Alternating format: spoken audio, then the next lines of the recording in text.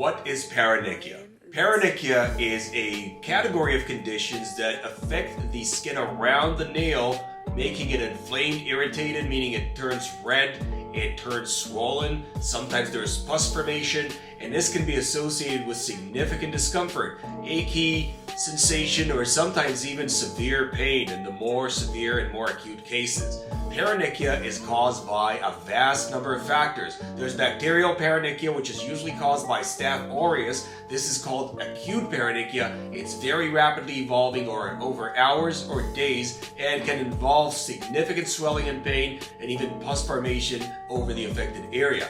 Then there's the more slowly evolving types of paronychia. Specifically, there's the paronychia that involves yeast overgrowth, specifically candidal infection, and those cases are more slowly evolving over months or sometimes even years. There's another type of acute paronychia which involves herpes simplex infection, such as in whitlow, and whitlow can affect the area around the nail, usually the fingertip area, and sometimes even around the nail, and that could be also associated with severe discomfort and swelling.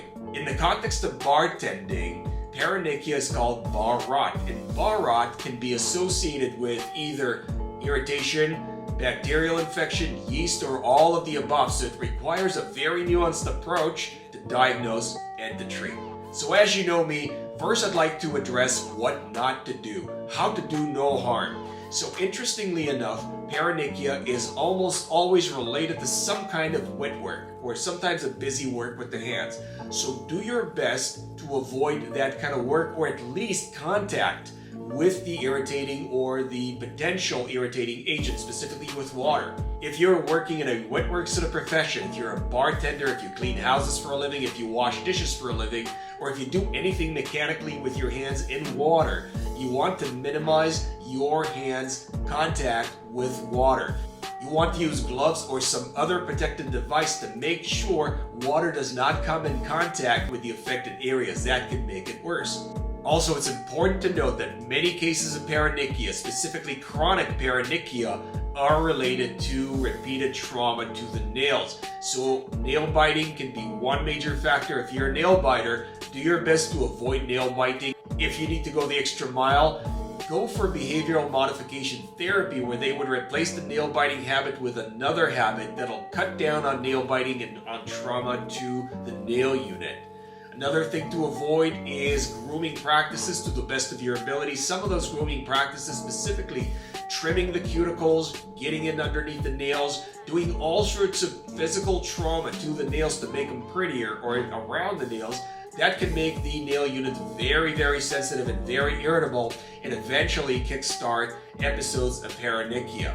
Another thing to avoid is excessive cleaning and disinfection. So lots of soap, detergents, all those things that are physically or chemically abrasive to the nails and the nail unit, you want to avoid to the best of your ability.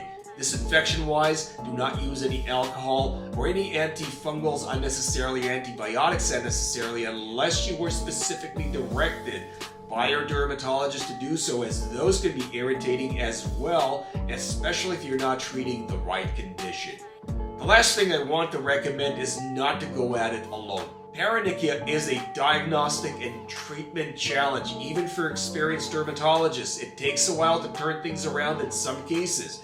So you're best not going at it alone, not diagnosing your own condition, coming up with the wrong diagnosis, God forbid, and then going down the rabbit hole and not getting any better. In fact, you may actually get worse with self-treatment and all sorts of different treatments that are prescribed on the web. So you're best actually partnering up with a board-certified dermatologist to diagnose your condition and to manage it. Now, what should you do? Well, obviously protect your hands, as I've said in the not what to do section. Protect your hands to the best of your ability. Minimize contact with water, as that can actually make your condition worse. Obviously use gloves if you can, and make sure to protect your hands so they don't come in contact with any offending agents. The dermatologist is going to speak with you, interview you, get some details about your condition, examine the area, and then do additional tests as needed. Bacterial paronychia needs to be treated with antibiotics and sometimes antibacterial soaps. As far as the yeast-related paronychia, that is usually treated with anti-yeast or antifungal medications in combination with a topical steroid.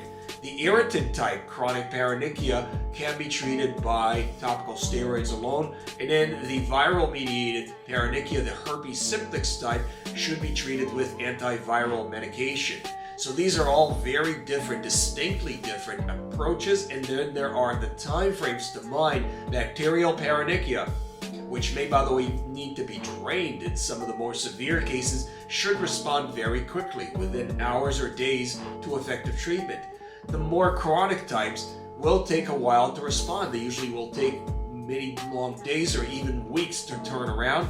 So it's very important to set and establish your time frame for follow-up with your dermatologist and make sure that things are turning around as expected and as desired, and that you're troubleshooting any complications along the road. Some cases of paronychia may be related to ingrown toenail or fingernail. Those are specific conditions where the nail plate grows into the surrounding skin that should cause significant irritation and pain and lead to obviously paronychia of the area. Ingrown nail, if it is persistent, needs to be treated very aggressively by trimming the nail and sometimes even using a procedure called onychomatrixectomy, which is a procedure where we actually avulse the nail and chemically treat the matrix to basically destroy it, to make sure that the nail does not grow into the skin over the affected area. Well, thank you for watching. If you got some benefit from this video, please hit the like and subscribe button.